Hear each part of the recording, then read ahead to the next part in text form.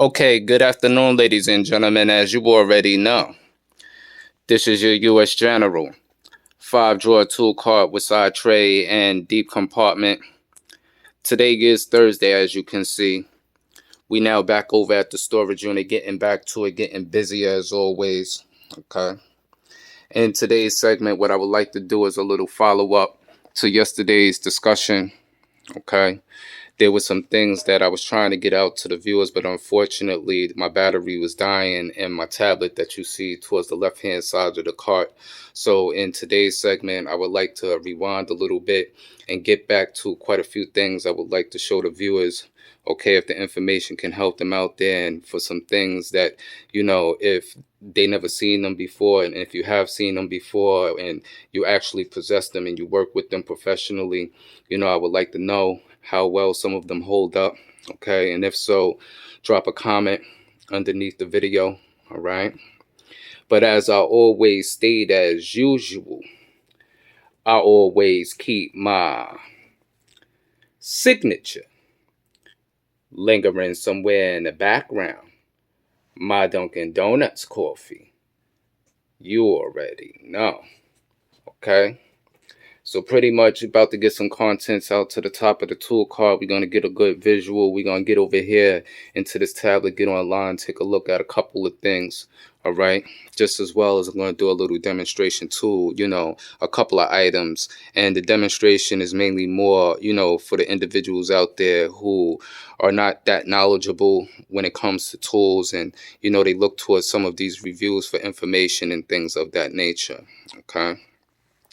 So we're going to dive right into it. So walk with me. Let's get it. Okay, now that I have a couple of items sitting to the top of the tool cart, just going to give you a little rundown and brief description of what each item is real quick before we dive over here into this tablet and get online to take a look at a couple of things, all right? What you're basically looking at here is a metric snap-on crow's foot set, which is 6-point. Okay, just as well as you have SAE standard 6-point, all right, which is a 7-piece set back here. What you're basically taking a look at here is a snap-on non-locking flex head bent handle. Okay, this is one of my most used ratchets. I do actually have a large selection of ratchets, but the bent handle is my main go-to. Most individuals know this ratchet to technically be a spark plug removal ratchet, but I use this ratchet for many other different applications other than just using it to remove spark plugs. Okay, just as well as you can see towards the back, all right, is a 3/8 drive breaker bar. All right, and what you have sitting here is a 3/8 regular standard ball detent extension. What you're taking a look at over here is a snap-on fuel line flare nut socket. Okay, just not technically for fuel lines, but AC lines and fittings of those specifications. And as you can see, it does have a 6-point design. They are machined and they are cut very differently from your regular normal standard socket, as you would technically see here. Okay, they have these fuel line sockets throughout all sorts of different manufacturers and all sorts of different brands. Okay, these sockets are very, very expensive. The set between the metric and the ASAE standards can run you for roughly about $1,000. Okay, so I don't necessarily suggest these for your regular normal standard DIYers or home mechanics. There's individuals who are in the professional field, who are professional technicians, who actually don't even actually have these sockets. Okay, they actually go with something less cheaper, or they find other means. They use what works best for them. Sometimes it may not always be a requirement. A lot of times they may technically go to a particular crow's foot. Okay, what you see here is a 9/16.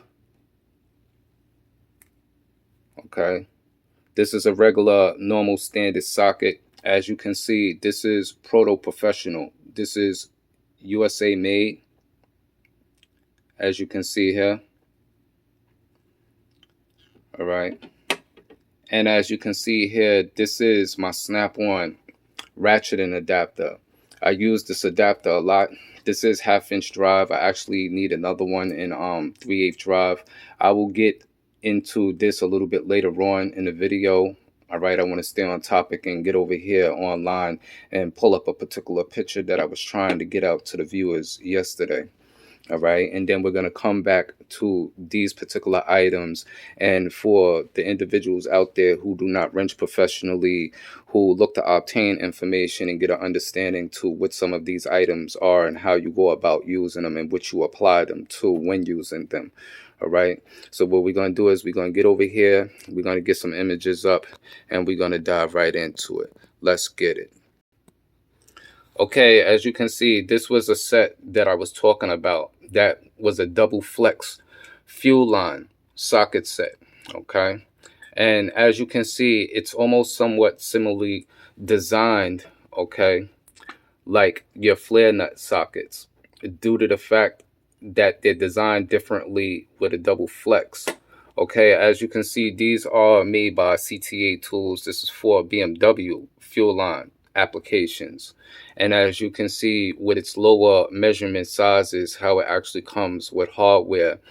If you can take notice towards the top here, they're held by 2 torque retaining rings.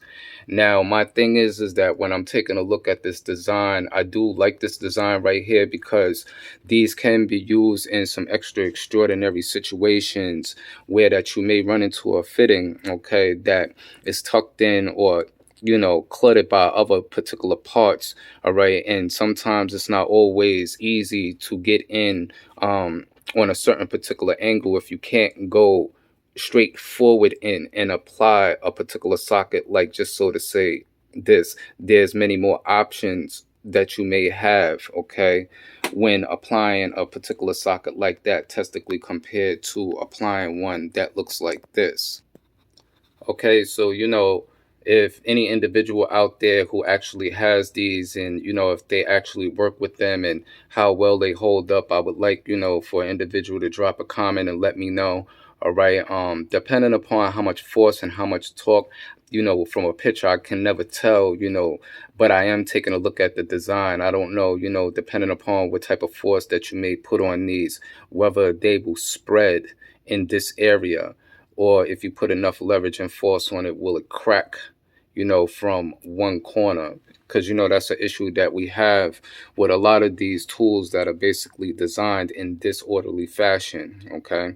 This is why nowadays, when I take a look at certain ratchets, when it comes to the Mac Access non-locking flex head ratchets, I really like their breaker bar design because they're more now moving into a design that looks like this, testically the opposite way around, like the snap-on design of their ratchets and things like that.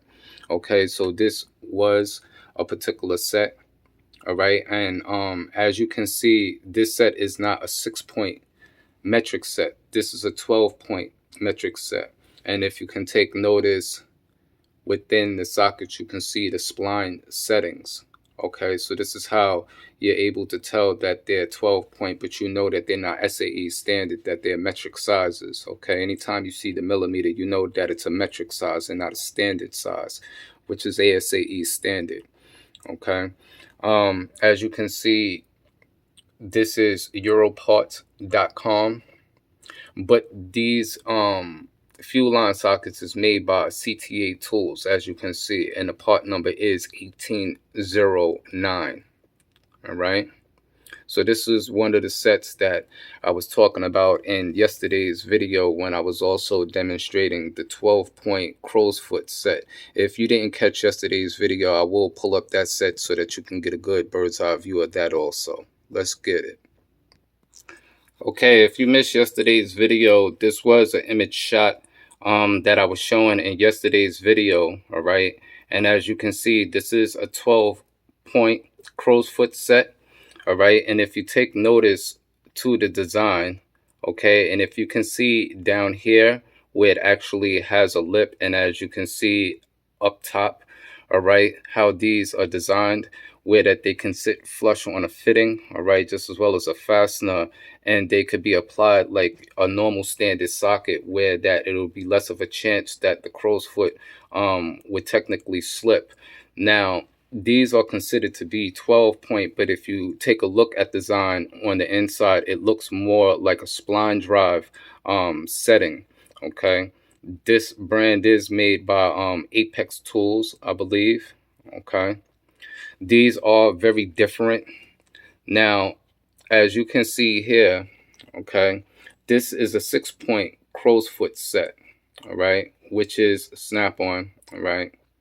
This is metric, so you can take a good look here, all right. But if you notice the design, okay, and how these are machined here, where that you can technically slide and lock in, where that wherever the fitting, it will not exceed, okay, where you have back and forth motion when removing or tightening.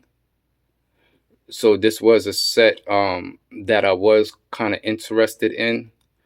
It was for the first time that I actually seen this particular set by Apex Tools. I don't know, if an individual out there actually has these and they work with them.